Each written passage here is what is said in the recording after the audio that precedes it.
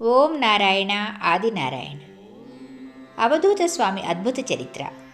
భగవాన్ శ్రీ వెంకయ్య స్వామి దివ్య చరితామృతం. రచనా సేకరణ శ్రీ మద్దూరు శ్రీనివాసులు గారు. ప్రచురణ భగవాన్ శ్రీ వెంకయ్య స్వామి ఆశ్రమము, గొలగమూడి. గాత్రం గంటి రేవతి. పర్యవేక్షణ మండవ రవికాంత్. అధ్యాయం 18. అద్వితీయమూర్తి, అవధూతమూర్తి. భగవాన్ శ్రీ వెంకయ్య స్వామి వారు మహాయోగి, మహాసాధుమూర్తి, అద్వితీయమూర్తి, ఈ అవధూతమూర్తి. శ్రీ స్వామివారి జీవితం, మహిమలు, లీలలు అద్భుతం, పరమాద్భుతం. అయితే ఈ గ్రంథంలో పేర్కొన్న అనేక లీలలు, మహిమలు చాలా కొద్ది మాత్రమే. ఆ మహామహిమాన్వితుని మహిమలను ఎన్నిటిని వివరించినా ఇంకా చెప్పాల్సినవి ఎన్నో మిగిలే ఉంటాయి. ఇక్కడున్నవి కేవలం సముద్రంలో నీటి బొట్టంత కూడా లేవని ఖచ్చితంగా అనుకోవచ్చు. స్వామివారి జీవితాన్ని కానీ, లీలలు మహిమలను కానీ ఎన్నిసార్లు, ఎన్ని విధాలుగా చెప్పుకున్నా ఇంకా వినాలనే ఉంటుంది భక్తులకు. ఎవరెన్నిసార్లు తమకున్న జ్ఞాన పరిధిలో స్వామివారి మహాత్మాన్ని వర్ణించినా ఇంకా చెప్పాలనే అనిపిస్తుంటుంది.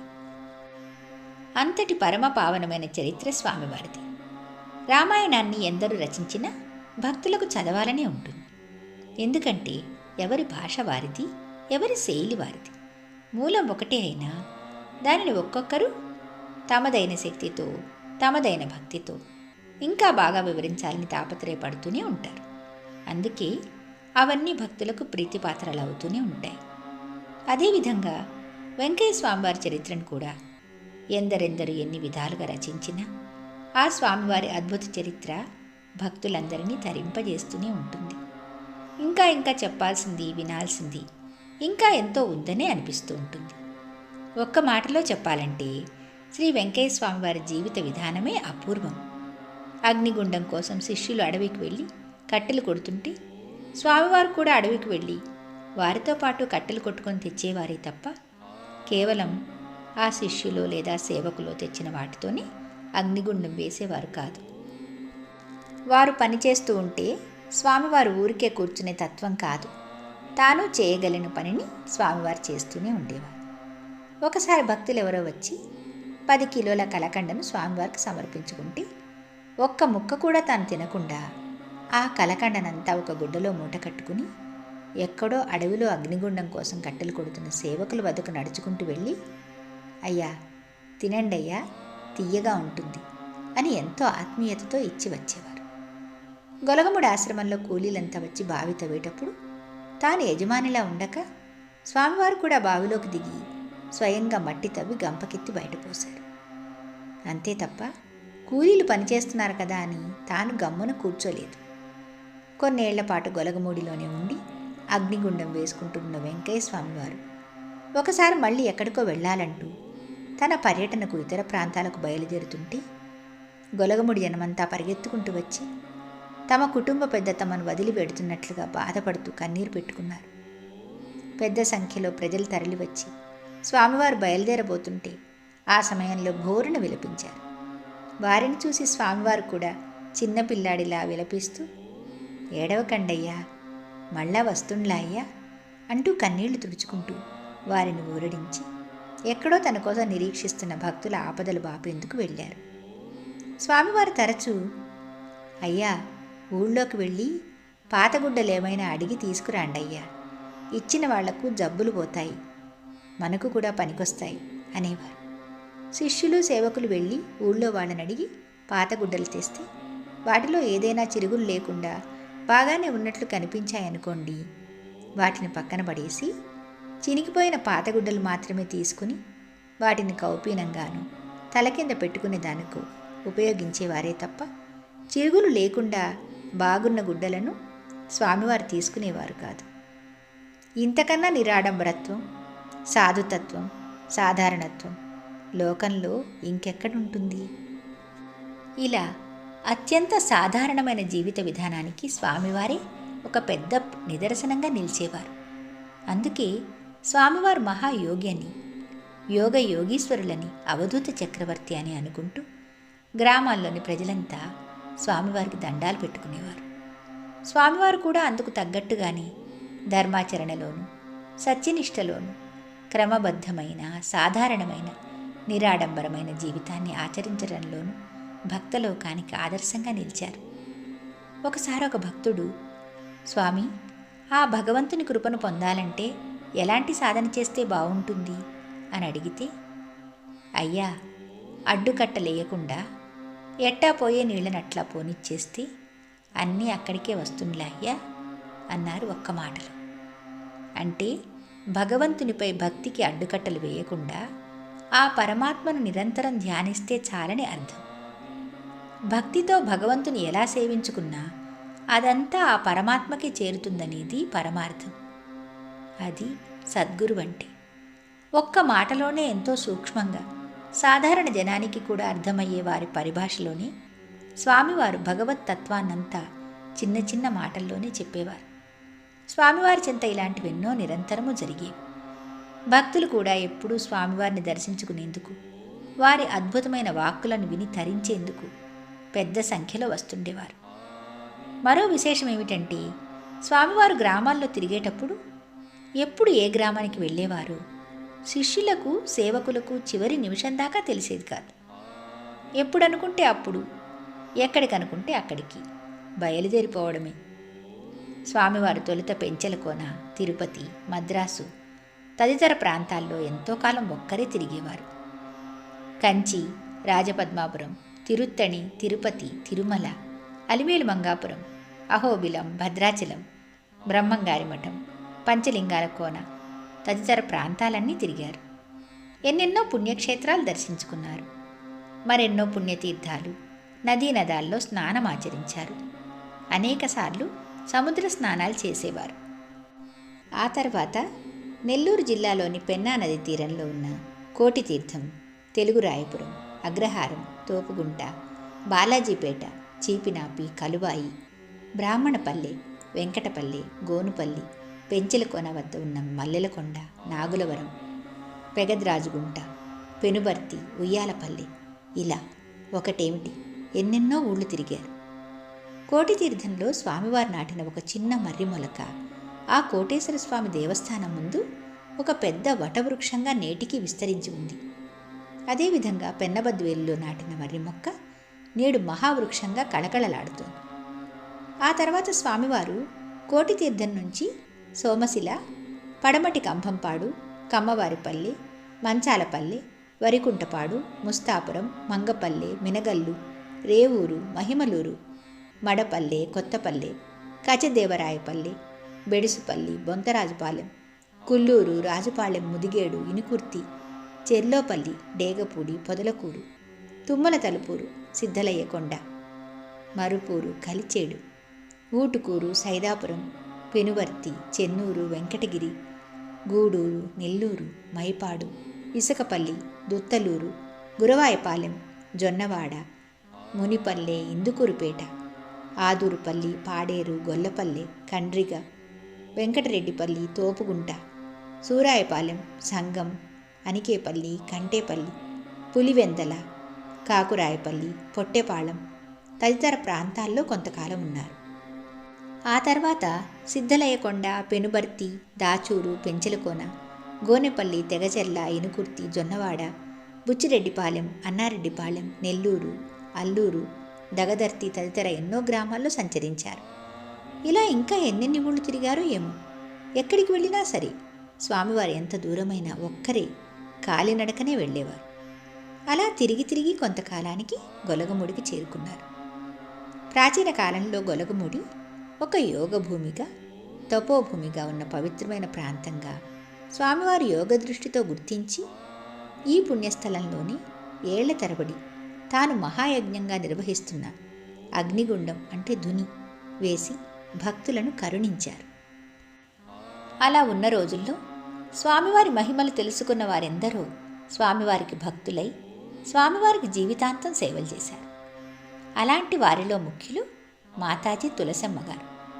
పెనవర్తి గ్రామానికి చెందిన తులసమ్మ స్వతహాగా గొప్ప ధనవంతురాలైనప్పటికీ ఆస్తిపాస్తులన్నీ వదిలేసి గురుదేవుడైన అవధూత శ్రీ వెంకయ్య స్వామి వారి సేవలో సుమారు 30 ఏళ్ల పాటు తరించారు. భక్తలోకంలో ఆదర్శమూర్తిగా నిలిచారు. గొలగమూడి పూర్వాశ్రమంలో స్వామివారికి భక్తులకు అందరికీ వంట చేసి అన్నం వండి పెడుతూ తమ జీవితాన్ని సార్థకం చేసుకున్న భక్తురాలు, నిస్వార్థ సేవకురాలు మాతాజీ తులసమ్మ గారు. అమ్మకు మళ్ళీ జన్మ లేదయ్యా అని స్వామివారి చీటీ రాయించిచ్చి ఆ అమ్మను అనుగ్రహించారు. శ్రీ స్వామివారి అనుగ్రహంతో జన్మరాహిత్యం పొందిన పుణ్యజీవి మాతాజీ తులసమ్మ గారు. ఈమె కుమారుడు ఆదినారాయణ రెడ్డి గారు కూడా ఆ తర్వాత స్వామివారి భక్తులై స్వామివారికి జీవిత పర్యంతం సేవలు చేసి తరించారు. గొలగమూడిలో స్వామివారు యోగనిద్రకు చేరుకున్నాక స్వామివారి సమాధి మందిరాన్ని కూడా ఆయన నిర్మించి ధన్యులయ్యారు.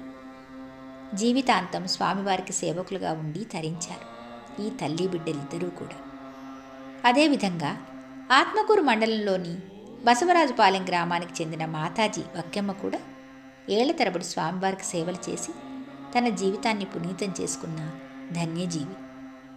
స్వామివారు కోటి తీర్థంలోను పెన్నబద్వేలు తిప్ప సమీపంలోని అంకాళమ్మ బోటు వద్ద ఉన్నప్పుడు భక్తుడైన చలమానాయుడు స్వామివారికి చేసిన సేవలు అపూర్వం. తపోభూమి అయిన పెన్నబద్వేలు తిప్ప మీద చలమానాయుడు వెంకయ్య స్వామివారికి ఒక వసారా వేసి ఇచ్చి అక్కడే ఉంటూ స్వామివారికి ఎనలేని సేవలు చేశారు. ఎంతెంతో మంది భక్తులు ఇలా స్వామివారికి సేవలు చేస్తుండేవారు. రేయనక పగలనక భక్తులు నిరంతరం పెన్నబద్వేలు తిప్ప మీదకి వస్తూ స్వామివారిని దర్శించుకునేవారు. స్వామివారి వెంట ఉండి స్వామివారు నిత్యం ఎంతోమంది భక్తులకు అనుగ్రహించిన సృష్టి చీటీలను, ఆశీర్వాద చీటీలను రాసి ఇచ్చిన మహాభక్తుడు సోంపల్లి రామానాయుడు. స్వామివారిని దర్శించుకున్నప్పటి నుంచి స్వామివారికి భక్తులైపోయి ఆ తర్వాత జీవితాంతం వరకు స్వామివారి సేవలోనే తరించారు. అదేవిధంగా గురవయ్య స్వామివారు చిన్నతనంలోనే స్వామివారి అనుగ్రహం పొంది ఆ తర్వాత తన 18వ ఏట నుంచి స్వామివారి సేవలోనే జీవితం గడిపారు. స్వామివారిని ఎప్పుడూ అంటిపెట్టుకొని ఉండి కడదాకా స్వామివారి సేవలో తరించిన పుణ్యమూర్తి ధన్యజీవి శ్రీ గురవయ్య స్వామివారు. అంతేకాక వెంకయ్య స్వామివారు తనను ఆశ్రయించి వచ్చిన బాలబ్రహ్మానంద స్వాములు వంటి వారికి కూడా తన బోధనలతో పరమార్థం తెలియచెప్పి వారిని ఉన్నత స్థాయికి తెచ్చి తన మహిమలతో వారికి మరింత ప్రతిష్ట చేకూర్చారు. వీరంతా స్వామివారికి ప్రియ శిష్యులుగా ప్రఖ్యాతి చెందారు. ఇకపోతే నెల్లూరుకు చెందిన మాకాని వెంకట్రావు గారు స్వామివారి సేవకులుగా ఉంటూ ఏళ్ల తరబడి చేసిన సేవలు అపూర్వం, అద్భుతం. అంతేకాక స్వామివారి దివ్య చరిత్రను, లీలలను, మహిమలను గ్రంథస్థం చేసి లోకానికి శ్రీ వెంకయ్య స్వామివారి మహిమలను, లీలలను, జీవిత ప్రస్థానాన్ని చాటిన ధన్యజీవి ఆయన. స్వామివారికి సంబంధించిన అనేక విషయాలన్నిటినీ ఏర్చి కూర్చి విశిష్టమైన పలు గ్రంథాలు రచించారు ఆయన. స్వామివారు బోధించిన గీతామృతాన్ని భక్తులకు బాగా అర్థమయ్యే విధంగా రచించి స్వామివారి జీవిత తత్వాన్ని, మహిమాన్విత తత్వాన్ని భక్తులకు తెలియపరిచారు. స్వామివారి సేవలో తరించిన ఆయన జీవితం ధన్యం. స్వామివారు పెన్నబద్వేలు తిప్ప మీద కొలువై ఉన్న రోజుల్లో స్వామివారి భక్తులను ఆశీర్వదిస్తూ పాతాళలోకం, 10:30 లోకం, 10వ చూపు, ఏటి చూపు, మిన్నేరు జిందావనం, 10 కోట్ల మణుగులు, రాసులు, రసవజ్రాలు, పావనాలు, రామరత్నాలు, 10 కోట్ల పడిగలు, ఇలా తన 10వ చూపు భాషలో ఏదేదో చెప్తుంటే అవన్నీ భక్తులకు సృష్టి చీటీలుగా రాసిచ్చి వాటి అర్థాలు తనకు తెలిసినంత మేరకు ఆయా భక్తులకు తెలియజేసి తరింపజేసిన సేవకుడు చిట్టేపల్లి తిప్ప నారాయణ స్వామివారు.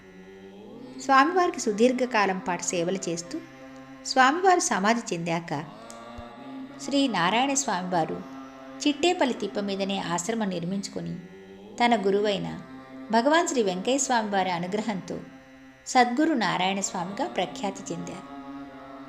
ఇకపోతే స్వామివారే సర్వస్వంగా, స్వామివారే లోకంగా బతికిన భక్తుడు, ప్రియ శిష్యుడు తలుపూరుకు చెందిన శ్రీ నారాయణదాసు స్వామివారు. వెంకయ్య స్వామివారికి భక్తునిగానే కాక వెంకయ్య స్వామివారు తలుపూరుకు వచ్చినప్పుడల్లా స్వామివారికి ఆయన సేవ చేసి తరించారు. నారాయణదాసు స్వామివారిని ఒకసారి తలుపూరులో నాగుపాము కరిచి స్పృహ తప్ప పడిపోయి ఉండగా ఎక్కడో సిద్ధలయ్య కోనలో ఉన్న వెంకయ్య స్వామివారు అది గ్రహించి వెనువెంటనే వచ్చి అందరూ చనిపోయాడనుకున్న నారాయణదాసు స్వామిని తిరిగి బతికించారు. తలుపూరు ఆశ్రమంలో నేటికి నారాయణదాసు స్వామివారు తన గురుదేవుడైన భగవాన్ శ్రీ వెంకయ్య స్వామివారిని, స్వామివారు ప్రతిష్ఠించిన జగన్మాత అమ్మవారిని అచంచల భక్తి విశ్వాసాలతో నిత్యం సేవిస్తూ తరిస్తూనే ఉన్నారు. ఇకపోతే కడప జిల్లా సిద్ధవటం తాలూకు పట్టపురాయి గ్రామానికి చెందిన రాయి గోపాలయ్య గొలగముడికి వచ్చి స్వామివారిని శరణు కోరి సేవకులుగా ఉండిపోయారు. నిరంతరం ఎంతెంతో దూరం వెళ్ళి అగ్నిగుండానికి కావలసిన కట్టెలను, బొంతలను కొట్టి తీసుకొచ్చేవారు. స్వామివారు నడవలేని పరిస్థితుల్లో స్వామివారిని భుజాల మీద కూర్చోబెట్టుకుని ఎంత దూరమైనా సరే మోసుకెళ్ళేవారు. గురు సన్నిధిలో ఎంతో కాలం నిస్వార్థంగా సేవలందించిన పుణ్యజీవి శ్రీ గోపాలయ్య గారు స్వామివారి యోగ నిద్రకు చేరుకున్నాక గతంలో స్వామివారు జలయజ్ఞం చేసిన కోటి తీర్థంలో శ్రీ వెంకయ్య స్వామివారి ఆలయం నిర్మించి పూజలు చేసుకుంటూ ఇటీవలే పరమపదం చేరుకున్నారు. వీరే కాక ఇంకా కలువాయి మండలంలోని రాజుపాలెం గ్రామస్తుడైన జయరామరాజు, స్వామివారి స్వగ్రామమైన నాగులు వెల్లటూరు గ్రామస్తులు నూతేటి శ్రీరాములు నాయుడు, గొలగముడిలో స్వామివారికి, ఆశ్రమంలోని భక్తులకు, స్వామివారి శిష్యులకు అందరికీ భిక్షాన్నం తెచ్చి ఇస్తూ స్వామివారి సేవలో తరించిన రోసిరెడ్డి, అగ్నిగుండానికి కట్టెలు కొట్టి తెచ్చి సమర్పించే శిష్యుడు కల్లూరు సుబ్బరామిరెడ్డి, ఇంకా కర్రయ్య, నెల్లూరుకు చెందిన చేకూరు పిచ్చయ్య, పెనవర్తి నివాసి మోపుడు దశరథరామిరెడ్డి, తలుపూరుకు చెందిన వేలూరు నరసప్ప నాయుడు, ఇలా ఒకరా ఇద్దరా ఎందరో శిష్యులు, సేవకులు తమ జీవితాలను స్వామివారి సేవలో ధన్యం చేసుకున్నారు. ఆ రోజుల్లో ఏలూరు రామానాయుడు, సోంపల్లి వెంకటయ్య, దక్షిణాది రమణయ్య, నూతేటి ఆదిపనాయుడు తదితరులంతా నిరంతరం స్వామివారి సేవలోనే ఉండేవారు. అదేవిధంగా బొమ్మవరం గ్రామానికి చెందిన పార్లపల్లి వెంకటేశ్వర్లు, కల్లూరు పోలిరెడ్డి, దేవుళ్ల వెంకటయ్య, చుండు నాగయ్య, పల్లారెడ్డి కృష్ణారెడ్డి, డేగపుడికి చెందిన మద్దినేని కామాక్షమ్మ, కోడూరు వెంకమ్మ, తూపిలి బుజ్జమ్మ, గుత్తా నరసమ్మ, మాలెపాటి చెంచమ్మ, తిరుపతి రమణమ్మ, చిలకల మరి దేవుడయ్య, కొర్రకుటి పుజ్జయ్య, మల్లిక వెంకయ్య, కొర్రకుటి వెంకమ్మనాయుడు, మునికూటి రామయ్య, అక్కెం వెంకటరామిరెడ్డి తదితర భక్తులంతా కూడా స్వామివారికి చేసిన సేవలు అమోఘం, అపారం, అద్వితీయం అనే చెప్పాలి. అయితే వీరే కాక స్వామివారికి ఇంకా ఏ ఏ ప్రాంతాల్లో ఎంతెంతమంది శిష్యులు, సేవకులు ఉండేవారు. అప్పట్లో స్వామివారికి సేవలు చేసిన వారిలో అనేక మంది కాలక్రమేణా గతించిపోయారు. కొద్దిమంది మాత్రం అక్కడక్కడ ఉన్నారు. వారంతా నేటికి నిరంతరం తమ గురుదేవుడైన భగవాన్ శ్రీ వెంకయ్య స్వామివారి అనుగ్రహంతో శేష జీవితం గడుపుతున్నారు. ఏదేమైనా మహామహిమాన్వితులైన అవధూత భగవాన్ శ్రీ శ్రీ శ్రీ వెంకయ్య స్వామివారికి స్వయంగా సేవలు చేసి తమ జీవితాలను ధన్యం చేసుకున్న స్వామివారి భక్తులు, శిష్యులు, సేవకులు ఎంత పుణ్యమూర్తులో కదా. వారందరికీ ఈ సందర్భంగా పేరు పేరున నమస్సుమాలు సమర్పించుకుందాం. ఆ సద్గురుదేవునికి మరోసారి భక్తిపూర్వక ప్రణామాలు అర్పించుకుందాం. అధ్యాయం 18 అద్వితీయమూర్తి అవధూతమూర్తి సమాప్తం. భగవాన్ శ్రీ శ్రీ శ్రీ గొలగముడి వెంకయ్యస్వామి మహారాజుకి జై. ఓం నారాయణ ఆదినారాయణ.